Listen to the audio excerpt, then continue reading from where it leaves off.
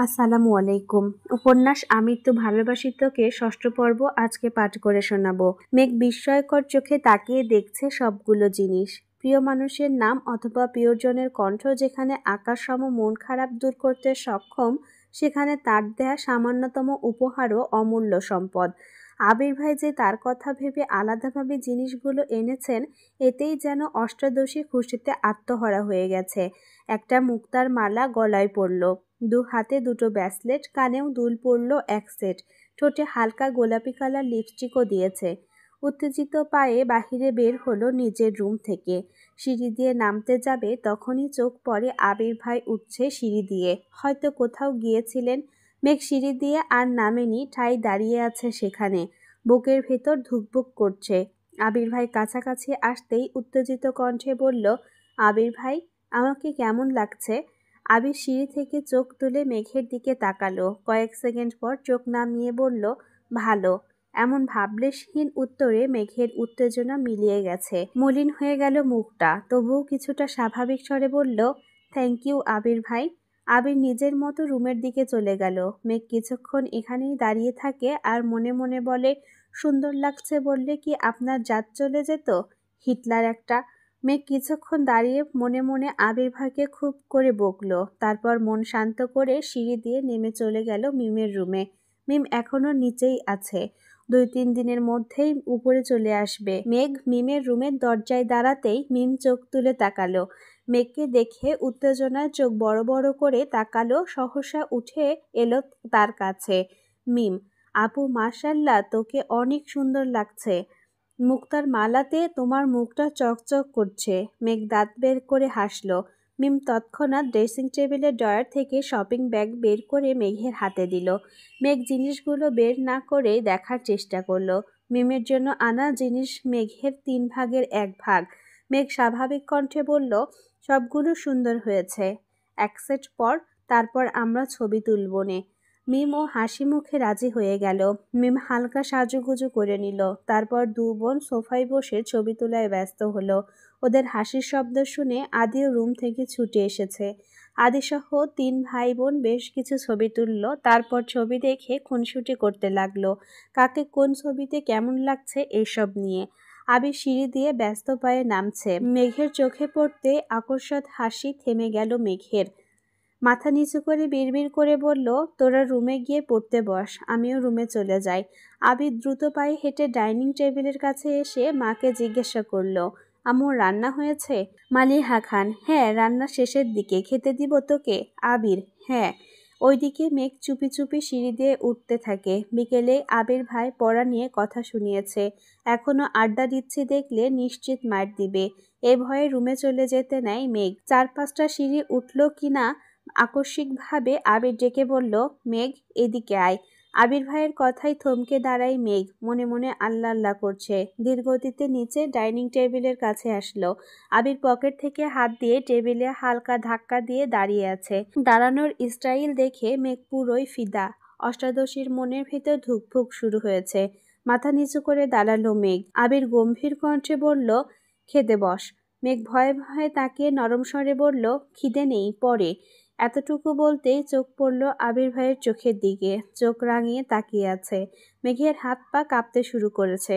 আর কিছু বলার সাহস করল না। চুপচাপ চেয়ার টেনে বসে পড়ল। আবিরও এবার টেবিলে ঘুরে নিজের চেয়ার টেনে বসলো। মেঘ মাথা নিচু করে চুপচাপ বসে আছে। আবির একবার মেঘের দিকে তাকাচ্ছে, আবার ঘাড় ঘুরিয়ে রান্নাঘর দেখছে। মালিহা খান আর হালিমা খান টেবিলে খাবার রাখতে ব্যস্ত হলো। আবির একটা প্লেটে ভাত নিয়ে এগিয়ে দিল মেঘের দিকে। ছোট করে বলল, নে খা। মেঘ কোমল হাতে প্লেট ধরতে হাত বাড়ায়, কিন্তু হাত পায়ের সাথে শরীরে কাঁপাকাঁপি তীব্রতা প্লেট পড়ে যেতে নাই। আবির ছেড়ে দিতে নিয়েও মেঘের এই অবস্থা দেখে আবার প্লেট ধরতে ব্যস্ত হলো। রাগান্বিত কণ্ঠে বলল, তোর শরীরে কতটুকু শক্তি বুঝ এখন। হাত বাড়িয়ে মেঘের সামনে প্লেট রেখে নিজে খাওয়াতে মনোযোগ দিল। আবির ভাইয়ের কথায় মেঘ মাথা নিচু করে ছোট করে ভেঙচি কাটলো আর বিড়বিড় করে বলল, আপনি সামনে আসলেই তো আমার সব শক্তি বিলীন হয়ে যায়, আমি কি করব? আবির তীক্ষ্ণ দৃষ্টিতে তাকালো মেঘের দিকে। কণ্ঠ দ্বিগুণ ভারী করে বলল, তুই কি ভাত খাবি নাকি থাপ্পড় খাবি? মেঘ আবির ভাইয়ের কথায় আটকে উঠে আস্তে আস্তে খাওয়া শুরু করে। মেঘের এই ধীর স্থির গতিতে খাওয়া দেখে আবির বেশ কয়েকবার তীক্ষ্ণ দৃষ্টিতে তাকিয়ে দেখছে, কিন্তু কিছু বলছে না। নিজের খাওয়া শেষ করে বেসিন থেকে হাত ধুয়ে এসে পুনরায় চেয়ারে বসলো। মেঘ তখনও আস্তে আস্তে খাচ্ছিল, কিন্তু আবির ভাইয়ের আবার বসা দেখে বুকটা কেঁপে উঠে খাওয়ার গতিটা কিছুটা বাড়িয়ে দিল। আবির বিস্ময়কর চোখে তাকিয়ে আছে অষ্টাদশীর দিকে। গলায় মুক্তার মালাতে জ্বলজ্বল করছে মুখটা। খুব মনোযোগ দিয়ে দেখছে মেঘের খাওয়া। মেঘ এক প্রকার নাকে মুখে খাবার শেষ করেছে, কিন্তু শেষ হওয়ার আগেই আবির ভাই আবারও প্লেটে খাবার দিল। মেঘ থাপ্পড়ের ভয়ে বলতে চেয়েও কিছু বলতে পারছে না, বাধ্য মেয়ের মতো চুপ করে খাচ্ছে। এদিকে আবির মেঘের দিকে তাকিয়ে মুচকি মুচকি হাসছে। হালিমা খান আর মালিহা খান রান্নাঘরে কাজ করছিলেন, কিন্তু আবিরের এমন কর্মকাণ্ডে তারাও যেন খুশিই হয়েছেন। হালিমা খান আর মালিহা খান রান্নাঘরে কাজ করছিলেন, কিন্তু আবিরের এমন কর্মকাণ্ডে তারাও যেন খুশিই হয়েছেন। মেঘ বাড়ির কারো কথা শোনে না। বড় আব্বুর সামনে একটু সম্মানার্থে লক্ষ্মী মেয়ের মতো থাকে, তাছাড়া বাবা মা কাকামণি কাকিয়া কারো কথাই শোনে না। তানভীর এত বছর ধুমকে একটু আধটু খাওয়াতো, কিন্তু সারাদিন মুখ ভোতা করে রাখতো। তানভীর সারাদিন শেষে রাতের বেলা বোনের জন্য এটা সেটা কিনে এনে বোনের রাগ ভাঙাতো। এত বছর পর আবির যেন দ্বিতীয় ব্যক্তি, যে মেঘকে শাসন করে, জোর করে খাওয়ায়, আর মেঘও যেন বাধ্য মেয়ের মতো সবকিছু মেনে নেয়। তানভীর ভাইয়া সামনে তেজ দেখালেও আবির ভাইয়ার সামনে মেঘ একেবারে নিশ্চল হয়ে যায়। মেঘের দুর্দশা দেখে মালিহা খান রান্নাঘর থেকে বলছে, মেয়েটাকে ছেড়ে দে বাবা, আর খেতে পারছে না তো। আবির গম্ভীর কণ্ঠে বলল, ও যদি ঠিক মতো খেত তাহলে আমার এভাবে বসে থেকে ওকে খাওয়াতে হতো না। কেউ আর কোনো কথা বলল না। মেঘ চুপচাপ খাওয়া শেষ করলো। মেঘের খাওয়া শেষ হওয়া মাত্রই আবির উঠে বের হয়ে গেল বাড়ি থেকে। মেঘ নিষ্পলক তাকিয়ে রইল কিছুক্ষণ দরজার দিকে, তারপর উঠে নিজের রুমে চলে গেল। একটু রেস্ট নিয়ে পড়তে বসলো। রাত 12টার ওপর বাজে। মেঘ পড়তেছে, কিন্তু আবির ভাই এখনো আসছে না। চিন্তা লাগছে মেঘের। বারবার উঠে বারান্দায় যাচ্ছে মেঘ। তানভীর ইদানিং খাওয়া দাওয়া সব বাদ দিয়ে কাজ করছে। মনোনয়নের ফলাফল ঘোষণা করবে আগামীকাল। কারো চোখে ঘুম নেই। দল থেকে মনোনয়ন পেয়ে গেলে আলহামদুলিল্লাহ, তারপর প্রচারণা চালাতে হবে। তারা কোনোভাবে আজ রাতে তানভীরকে ছাড়ল না। গোপন মিটিং চলছে এমপির বাড়িতে। রাজনৈতিক মিটিং মিছিল থেকে ভাইকে আনতে বাধ্য হয়ে আবিরকেই যেতে হলো। এমপির বাড়ির হল রুমে মিটিং চলছে। আবির এমপির বাড়ির সামনে এসে বাইক থামিয়ে হল রুমের দিকে যেতে নিলেই পথ আটকে দাঁড়ায় এমপির মেয়ে। আবির চোখ গোল গোল করে তাকালো মেয়ের দিকে, রাশভারী কণ্ঠে বলল, পথ আটকে দাঁড়িয়েছ কেন? মেয়ে হাসি মুখে উত্তর দিল, আপনাকে আমার ভালো লাগে ভাইয়া, প্লিজ আপনার নাম্বারটা দিবেন। আবির কণ্ঠ 3 গুণ ভারী করে বলল, আপনাকে তানভীর বলেনি আমি একজনকে ভালোবাসি? মেয়ে এ কথা পাত্তাই দিল না। হাসতে হাসতে উত্তর দিল, আমি তো তানভীর ভাইয়ার কথা বিশ্বাস করিনি, উনি আমার সাথে মজা করেছেন। আবির গম্ভীর কণ্ঠে বলল, তানভীর সত্যি কথা বলেছে। মেয়ে এমন ভাবে হাসছে যেন মনে হচ্ছে আবির যোগ বলছে। আবির এবার দীর্ঘশ্বাস ফেলে রাগান্বিত কণ্ঠে বলল, শোনো মেয়ে, আমি আবির অন্য কারো মালিকানায় বন্দী। আমার জীবনের অস্তিত্ব জুড়ে শুধু তার রাজত্ব চলে।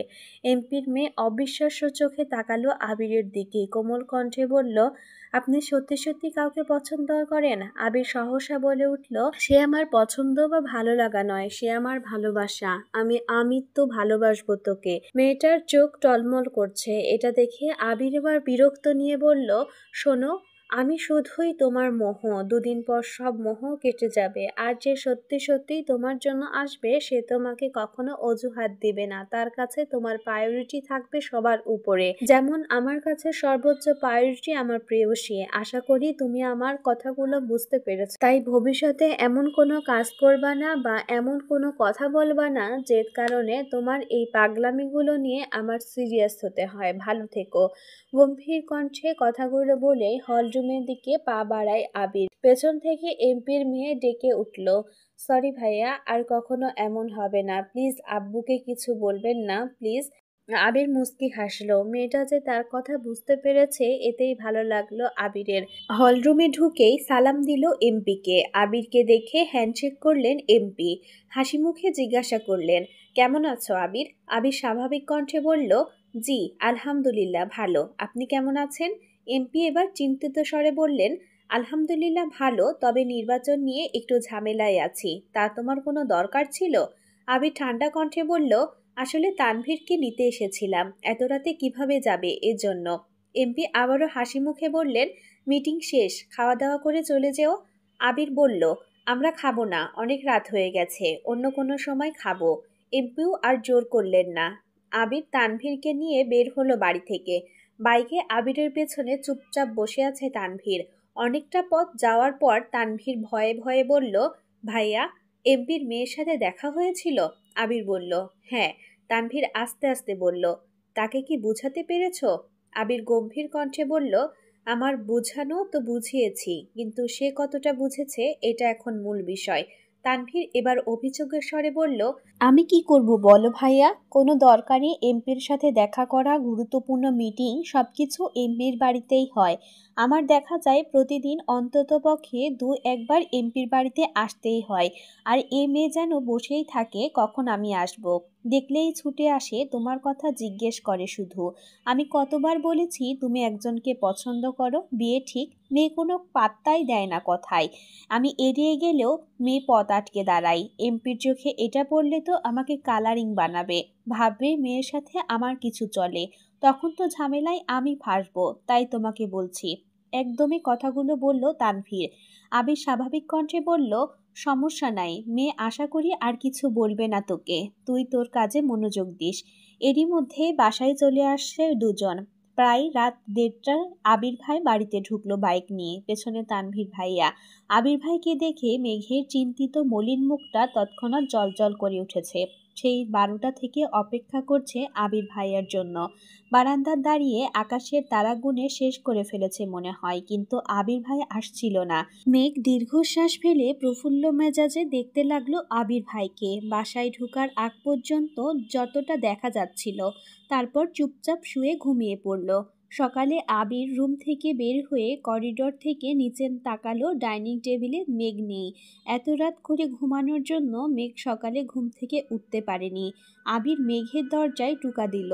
দুবার শব্দ হতেই ঘুমের মধ্যে টলতে টলতে এসে দরজা খুলে দিল মেঘ। হাত দিয়ে চোখ কসলাতে কসলাতে তাকালো। সহসা অক্ষি যুগল বিপুল হলো মেঘের। আবির বিমোহিত লোচনে চেয়ে আছে অষ্টাদশীর মুখের পানে।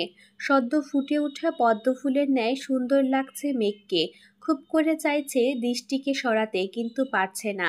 আবির ভাইকে দেখে মেঘের বুকের ভেতরে সেই টিপটপ আওয়াজ স্পষ্ট বোঝা যাচ্ছে। মেঘ মুখ ফসকে ডেকে উঠল, আবির ভাই। তৎক্ষণাৎ ঘোর কাটল আবিরের, কিছুটা নড়েচড়ে উঠল। আবির ঠান্ডা কণ্ঠে শুধালো, এত রাতে বেলকনিতে দাঁড়িয়েছিলি কেন? আবির ভাইয়ের প্রশ্ন শুনে আঁতকে ওঠে মেঘ। আকস্মিক চিরচেনা গতরের কাঁপাকাঁপি তীব্র হয়ে ওঠে। বুকের ভেতর হাঁসফাঁস শুরু হয়েছে। হৃদস্পন্দন অনেক বেশি জোরালো হলো। চিবুক নামিয়ে চাপা কণ্ঠে বলল, রাতে ঘুম ভেঙে গিয়েছিল। আবির ভুরু কুঁচকে তাকালো। সহসা গম্ভীর কণ্ঠে বলে উঠল, ঘুম ভেঙে গিয়েছিল নাকি ঘুমাতেই যাসনি? সত্যি করে বল। আবির ভাইয়ের সামনে দাঁড়িয়ে মিথ্যা কথা বলার সাহস অষ্টাদশীর এখনো হয়নি। ভয়ে ভয়ে বলল, ঘুম আসছিল না। আবির এবার ভুরু নাচিয়ে শুধালো, কেন? মেঘ আর কিছু বলতে পারছে না। মনে হচ্ছে কথা আটকে আসছে গলায়, কোনো আওয়াজ বের হচ্ছে না মুখ থেকে। আবির শ্বাস ছাড়ে, ভারী স্বরে বলল, কি হলো? আবির ভাইয়ের ভারী কণ্ঠ চুপসে গেল। মেঘ বিড়বিড় করে বলল, আপনার জন্য। আবির তীক্ষ্ণ দৃষ্টিতে তাকায়। কয়েক মুহূর্ত নীরব থেকে কণ্ঠ 3 গুণ ভারী করে বলল, কেন মেতেছিস ধ্বংসের খেলায়? মেঘ, কখনো অনিশ্চিত ভবিষ্যতের পিছনে ছুটবি না। নিজের লক্ষ্য স্থির না করলে জীবনে কখনো সফল হতে পারবি না। আবির ভাইয়ের এত কঠিন কথাগুলো মেঘের মাথায় 3 হাত উপর দিয়ে গেল। কিছুই বুঝতে পারল না সে। চিবুক নামিয়েছে গলায়, ওষ্ঠ উল্টে গাল ফুলালো। আবির সূক্ষ্ম দৃষ্টিতে দেখল। আবার রাগান্বিত কণ্ঠে আবির বলে উঠল, এখন যে সময়টা কাটাচ্ছিস সে সময় আর কখনো আসবে না। আজে বাজে চিন্তা ভাবনা বাদ দিয়ে পড়াশোনায় মনোযোগ দে। মেঘ এবার বুক ফুলিয়ে শ্বাস নিল। ধীরে কণ্ঠে বলল, আবির ভাই। সহসা আবিরের তীব্র রাগ বিলীন হয়ে গেছে। ভুরু কুঁচকে শান্ত চোখে তাকালো অষ্টাদশীর দিকে। তৎপর মৃদুগামী কণ্ঠে শুধু বলল, হুম। এই মুহূর্তে যেন এক আকাশ সমপরিমাণ ভালোবাসা, আবেগ, অনুভূতি মিশে আছে। মেঘ অতর্কিতে তাকালো আবির ভাইয়ের অভিমুখে। এই মোহঘোর মেশানো শোনার জন্য মেঘের আমৃত্যু আবির ভাইকে ডাকতে ইচ্ছে হচ্ছে। মেঘ সারা জীবন আবির ভাইয়ের কানের কাছে ঘ্যান ঘ্যান করবে। আবির ভাই প্রতি উত্তরে শুধু বললেই হবে। এসব ভেবেই অষ্টাদশীর ছোটে কোণে হাসি ফুটে উঠেছে। আবির পুনরায় গম্ভীর কণ্ঠে বলল, কিছু বলবি? আবির ভাইয়ের কণ্ঠে মেঘের আনন্দিত কল্পনাদের অবসান হলো। এক সেকেন্ডেই গায়েব হলো ঠোঁটের কোণের মিষ্টি হাসি। চিবুক নামালো আবির ভাইয়ের মুখের থেকে। ওষ্ঠপুট নেড়ে নম্রভাবে বলল, আবির ভাই, আপনি একটু তাড়াতাড়ি বাসায় আসবেন প্লিজ। আকস্মিকভাবে কথাটা বলে ফেলল মেঘ, কিন্তু এরপরই শুরু হলো কাঁপাকাঁপি, বুকের ধুকপুকানি বেড়ে যাচ্ছে।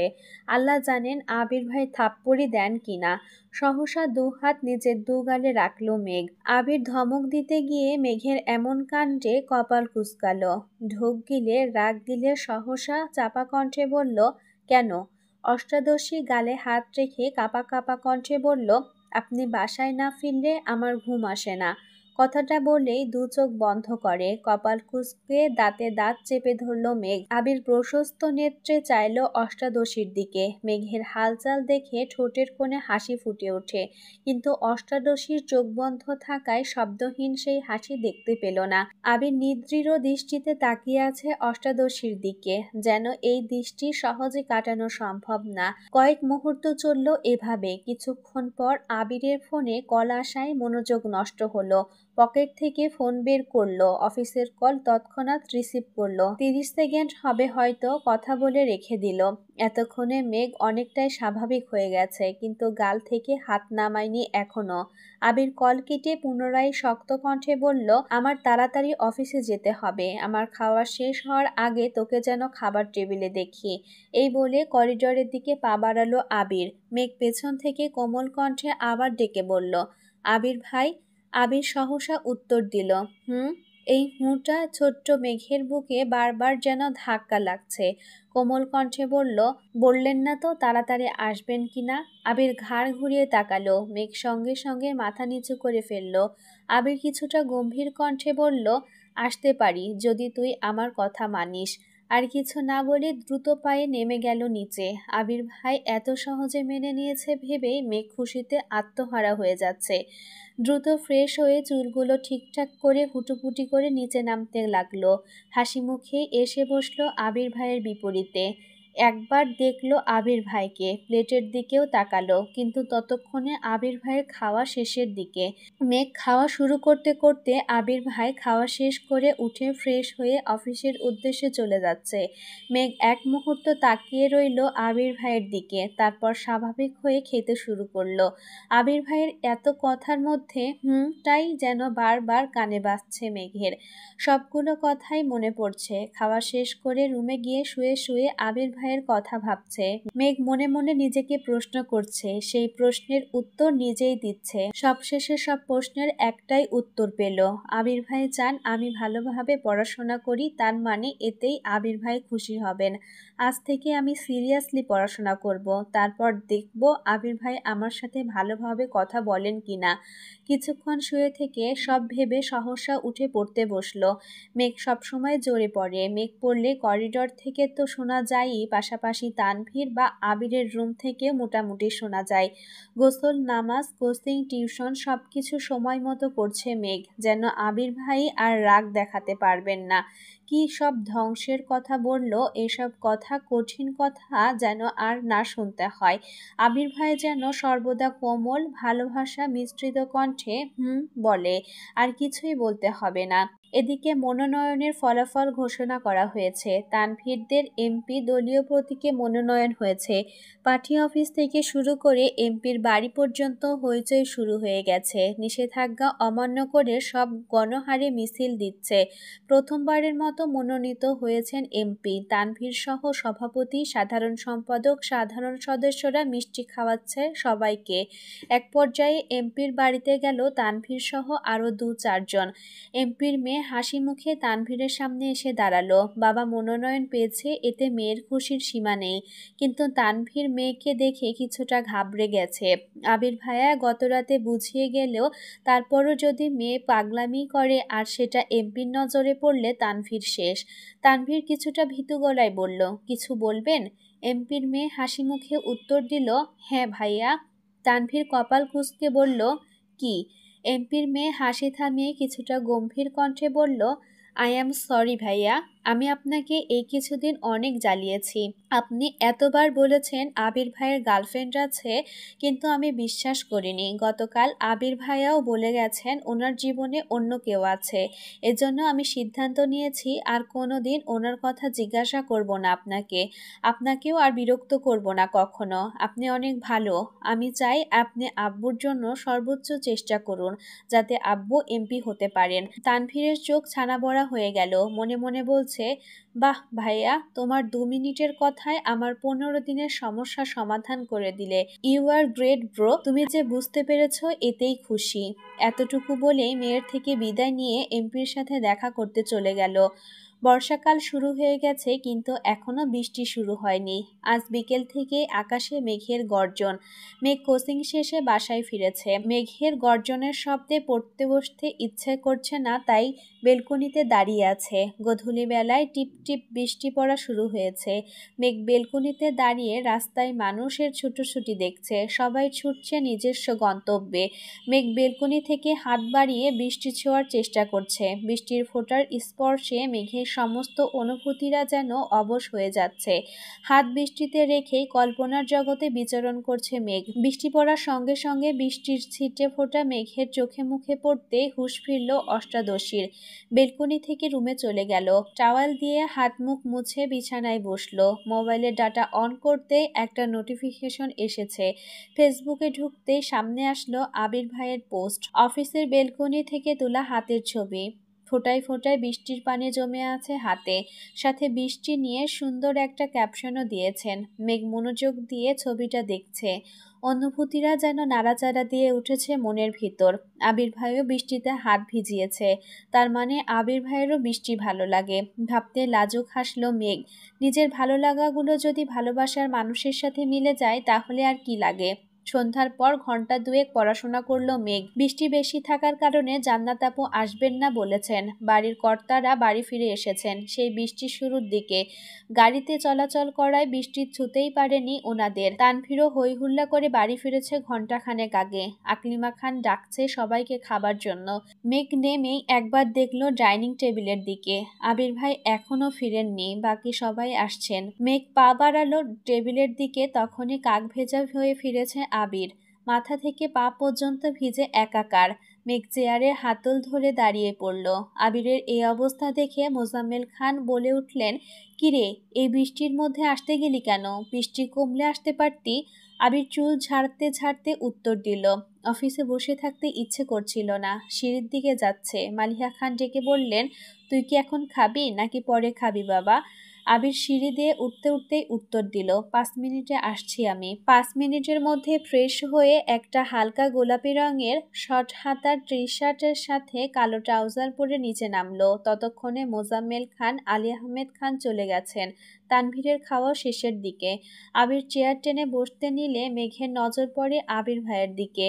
এই প্রথমবার আবির ভাই শর্ট হাতার টি শার্ট পরেছে, তাও আবার সাদা কালো রং বাদে। মেঘ শব্দহীন হেসে উঠল। দৃষ্টি তার আবির ভাইতে নিবদ্ধ। আবির বসে বলল, congratulation Tanvir, go headache best of black. মেঘের দৃষ্টি এবার তানভীর ভাইয়ার দিকে যায়। তানভীর ভাইয়া খুশিতে গদগদ হয়ে উত্তর দিল, থ্যাংক ইউ সো মাচ ভাইয়া। আবির এবার কিছুটা চিন্তিত স্বরে বলল, ওই বিষয়টা কি সমাধান হয়েছে? এবারও তানভীর হাসি মুখে জবাব দিল, জি ভাইয়া, আমার কাছেও মাপ চেয়েছে। মেঘ মনোযোগ দিয়ে দুই ভাইয়ের কথোপকথন শুনছিল। সহসা উত্তেজিত কণ্ঠে বলে উঠল, কি হয়েছে? আবির মেঘের দিকে তাকিয়ে উত্তর দিল, তানভীরদের নেতা দলীয় মনোনয়ন পেয়েছে। মেঘও এবার খুশি মনে ভাইকে অভিনন্দন জানায়। সাথে মিম আর আদিও অভিনন্দন জানায়। মিম মজার ছলে বলেই উঠল, ভাইয়া আমাদের ট্রিট দিবে না? তানভীর বলল, কি ট্রিট চাস বল? মেঘ তৎক্ষণাৎ উত্তর দিল, এখন ট্রিট লাগবে না, জিতলে পরে বড় করে ট্রিট খাবো। তানভীর বলল, ঠিক আছে, আজকে তাহলে আমার পক্ষ থেকে তোদের নুডলস ট্রিট দিব রাত 10টায়। মিম বলে উঠল, তুমি রান্না করবা ভাইয়া? তানভীর দাঁত বের করে হাসলো আর বলল, হ্যাঁ আমি রান্না করব, সাথে তো ভাইয়াও থাকবে। আবির আকস্মিকভাবে কপাল কুঁচকালো, ঠাট্টার স্বরে জবাব দিল, ইস, তুই ট্রিট দিবি, আমি কেন হেল্প করব? আনন্দ যেমন তুই করে আসছিস, এখন কষ্টটাও তোকেই করতে হবে। তানভীর ভুরু গুটিয়ে এক পলক তাকালো ভাইয়ার দিকে, তারপর বলল, ঠিক আছে ঠিক আছে, আমিই করব। তোমাদের আমার রুমে দাওয়াত রাত 10টায়। মিম, মেঘ আর আদি একসাথে বলে উঠে, ইয়াহু।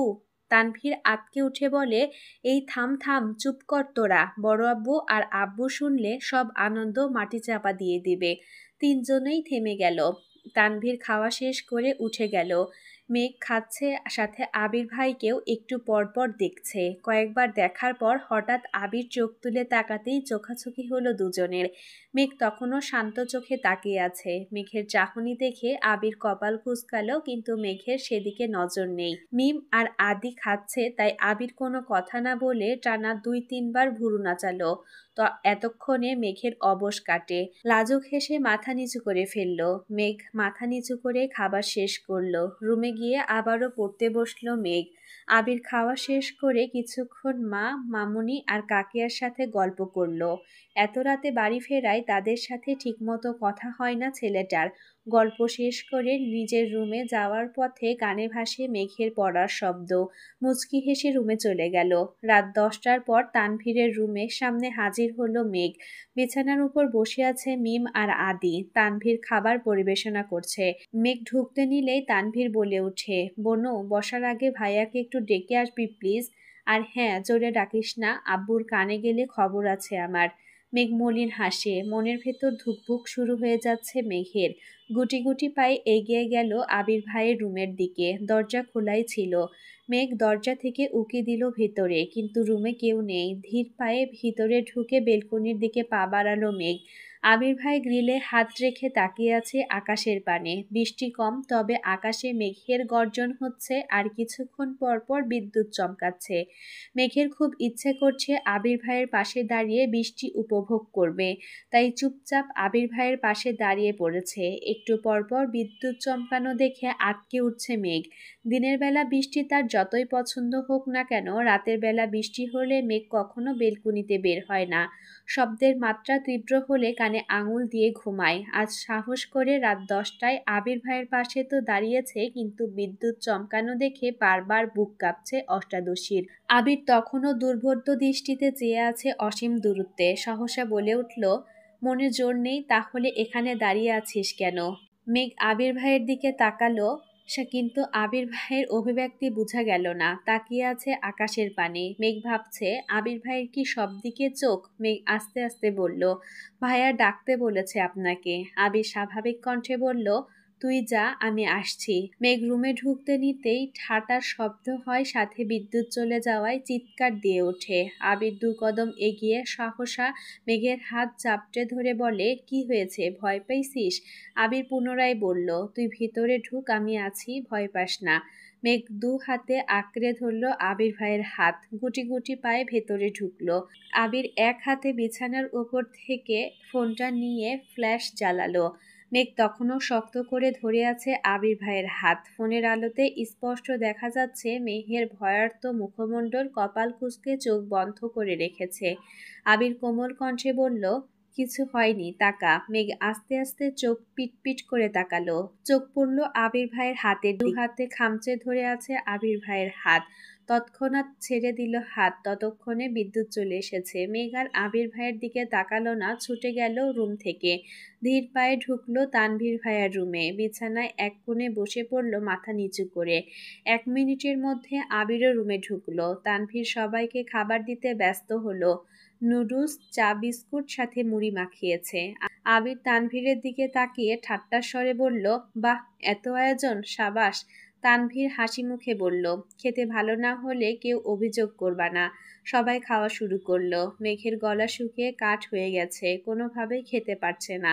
কোনো রকমে চোখ তুলে তাকালো আবির ভাইয়ের হাতের দিকে, দেখবার চেষ্টা করলো খামচিটা কতটা লেগেছে। আবির ভাই হাত ঘোরাতেই চোখে পড়ল সেই দাগ। 3 আঙ্গুলের নখের চাপে চামড়া কেটে রক্ত জমাট বেঁধে গেছে। মেঘ আবির ভাইয়ের হাতের অবস্থা দেখে ভুরু কুঁচকালো। টলমল করছে চোখ, নিজের প্রতি খুব রাগ হচ্ছে, বারবার দীর্ঘশ্বাস ফেলছে।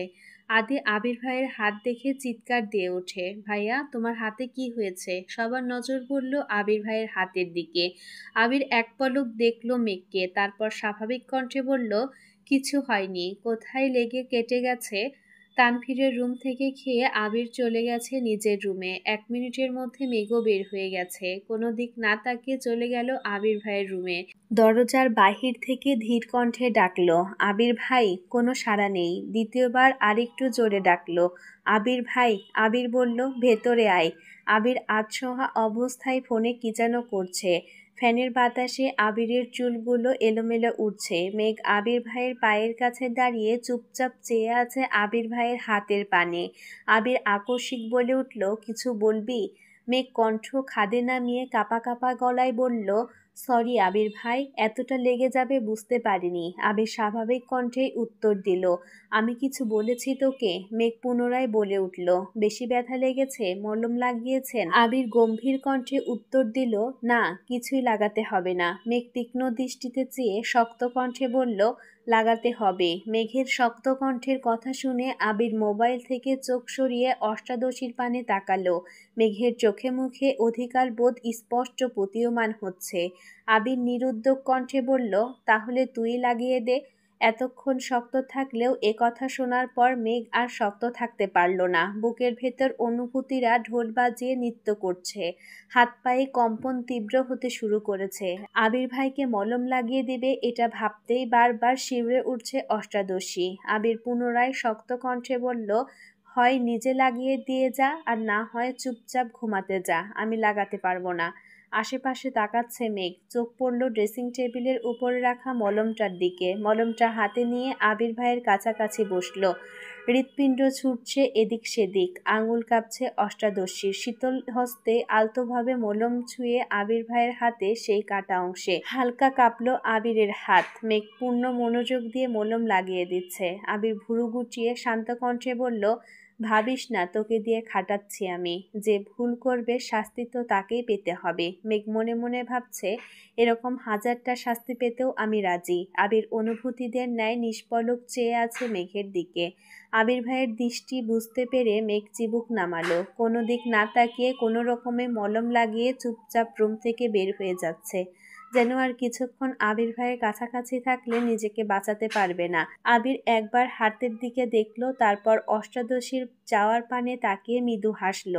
সকাল বিকাল মেঘের নজর শুধু আবির ভাইয়ের হাতের দিকে। কেটে গেল কয়েকদিন। খানবাড়ির প্রতিটা মানুষ ব্যস্ত নিজের কাজে। ইকবাল খান সিলেট থেকে রাতে ফিরেছেন। সেই খুশিতে সবাই জড়ো হয়েছে ড্রয়িং রুমে। সাথে বাহারি রকমের খাবারের মেলা।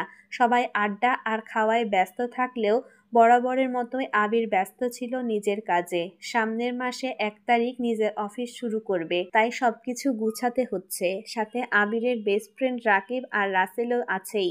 রাকিব আর আবির প্রাইমারি স্কুল থেকে বেস্ট ফ্রেন্ড, তারপর তাদের জীবনে আসে রাসেল। বর্তমানে তারা 3 জনের জীবন এক সুতোয় বাঁধা, তাই কোম্পানিও শুরু করেছে একসাথে। তাছাড়া আরও 2 জন বন্ধু আছে আবিরের, মোবারক এবং মিলন। এই 5 জন প্রতি শুক্রবার একসাথে আড্ডা দেয়। মাঝে মাঝে তানভীরও যুক্ত হয় তাদের সাথে। তবে সব বন্ধুর মধ্যেও একজন স্পেশাল ফ্রেন্ড থাকে যে সবকিছু জানে, সেটা হলো রাকিব। সবার মাঝে আবির নেই বলে ইকবাল খান কয়েকবার আবিরকে কল দিচ্ছেন, কিন্তু আবির কল রিসিভ করছে না। কিছুক্ষণের মধ্যেই বাসায় ঢুকলো আবির। পকেট থেকে ফোন বের করতে করতে বলল, সরি কাকামণি, বাইকে ছিলাম তাই রিসিভ করতে পারিনি। ইকবাল খান একগাল হেসে বললেন, সমস্যা নাই, আয় বস এসে। আবির ভাই আসতেই মেঘ সোফা থেকে উঠে জায়গা দেয় আবির ভাইকে। আবির এসে মেঘের জায়গায় বসে স্বাভাবিক কণ্ঠে জিজ্ঞাসা করে, কেমন আছো কাকামণি? কাজ ঠিকঠাক হয়েছে? ইকবাল খান হাসি মুখে উত্তর দিলেন, আলহামদুলিল্লাহ ভালো আছি, সব কাজ ঠিকঠাক করে আসছি। আশা করি 2 মাসের মধ্যে আর সিলেটের পা দিতে হবে না। ইকবাল খান পুনরায় মজার ছলেই বললেন, তোর কোম্পানি কবে ওপেন করবি? আমাদের দাওয়াত দিবি না? আবির মলিন হেসে উত্তর দিল, ইনশাল্লাহ আগামী মাসের 1 তারিখ। তোমাদের সবার জন্য কার্ড রেডি করেছি, খুব শীঘ্রই পেয়ে যাবে। ইকবাল খান অবাক চোখে তাকিয়ে বললেন, কার্ড? এত ভিআইপি আমি? আবির এবার সশব্দে হেসে উত্তর দিল, কার্ড স্পেশালি আব্বু আর চাচুর জন্য। তুমি একা মিস যাবে কেন, তাই তোমাকেও দিব। তারপর তারা দুজন ব্যস্ত হলো অফিসের আলোচনায়। এদিকে মেঘ বিমোহিত নয়নে আবির ভাইকে দেখছে আর ভাবছে, একটা মানুষ এত সুন্দর করে কিভাবে কথা বলে। আলী আহমেদ খান ও মোজাম্মেল খান হাজির হলো এই আড্ডায়, তাই মেঘ নিজের রুমে গিয়ে পড়তে বসেছে। শুক্রবার মানেই খানবাড়িতে হইচই শুরু হয়ে যায়।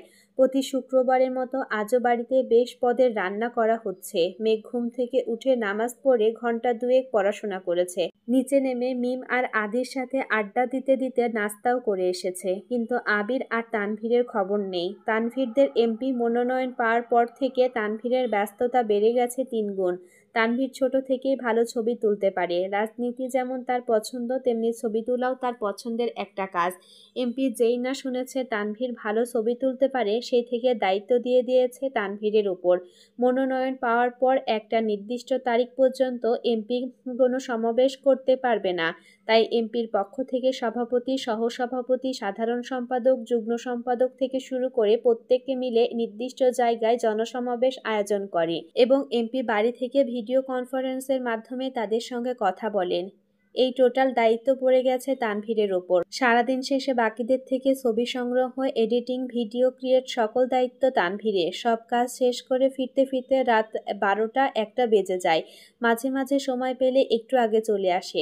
পুরোটাই এখন এমপির মতামতের ওপর নির্ভর। ইদানিং আবির 8টা-9টার মধ্যে বাড়ি ফিরে আসে। সময় সুযোগ মিললে তানভীর বাসায় এসে খেয়ে আবিরের বাইক নিয়ে আবার বের হয়। রাত করে ফেরার কারণে সকালে উঠতে একটু দেরি হয়ে যায়। আজ যেহেতু শুক্রবার, তাই রিল্যাক্সে ঘুমাচ্ছে 2 ভাই। 10টার উপরে বেজে গেছে, এখনো আবির ভাই কেন উঠছে না তাই ভেবে কুল কিনারা পাচ্ছে না।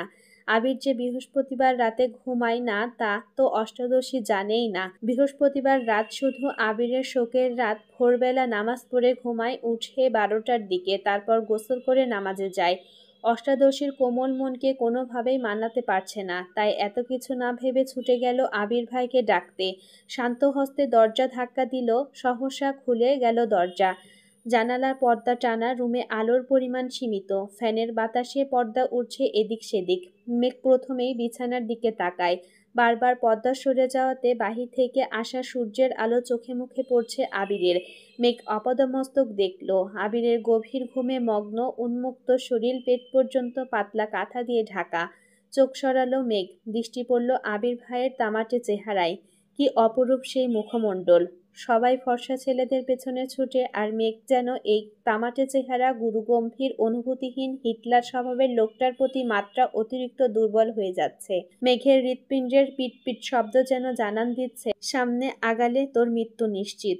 তবু মেঘ পা টিপে টিপে আগাচ্ছে আবির ভাইয়ের কাছে, যেন নূপুরের শব্দ না হয়। আবির ভাইয়ের কাছাকাছি গিয়ে থামে। আবির আসন্ন চেহারায় গভীর মনোযোগ দিয়ে দেখছে মেঘ। ঘুমন্ত অবস্থাতেও আবির ভাইয়ের সৌন্দর্য যেন একটুখানিও কমেনি, বরং তা বেড়ে গেছে বহুগুণ। গাল ভর্তি সাপ দাড়ি, সামনের দিকে লম্বা চুলগুলো ফ্যানের বাতাসে বারবার কপালে এসে পড়ছে। মেঘের মনে হচ্ছে আবির ভাইয়ের থেকে সুদর্শন পুরুষ দ্বিতীয়টি নেই। মেঘের হৃৎপিণ্ড ছুটছে দিকবিদিক। নিঃশ্বাসের শব্দ জোরালো হলো। ফ্যানের নিচে দাঁড়িয়ে ঘামতে শুরু করছে মেঘ। ভাবছে চলে যাবে, কিন্তু এই শোভিত পুরুষকে রেখে যেতে পারছে না। মেঘের ইচ্ছে করছে সারা জীবন এভাবেই আবিরকে দেখতে। মেঘ দাঁড়িয়ে থাকা শক্তি পাচ্ছে না, তাই আবির ভাইয়ের পাশে বিছানাতেই বসে পড়েছে। আবির তখনও ঘুমের দেশে নিমজ্জিত, অষ্টাদশী অভিনিষ্টের ন্যায় চেয়ে আছে। সব বাধা পেরিয়ে দীর্ঘশ্বাস ছেড়ে মেঘ আস্তে করে ডাকল, আবির ভাই। ঘুমন্ত আবিরের থেকে কোনো উত্তর আসেনি। মেঘের খুব ইচ্ছে করছে আবির ভাইকে ছুঁয়ে দিতে। মেঘ আরেকটু এগিয়ে আবিরের কাছাকাছি বসল। কাপা কাপা হাত ছোঁয়ালো আবির ভাইয়ের গাল ভর্তি ছোট ছোট দাড়িতে।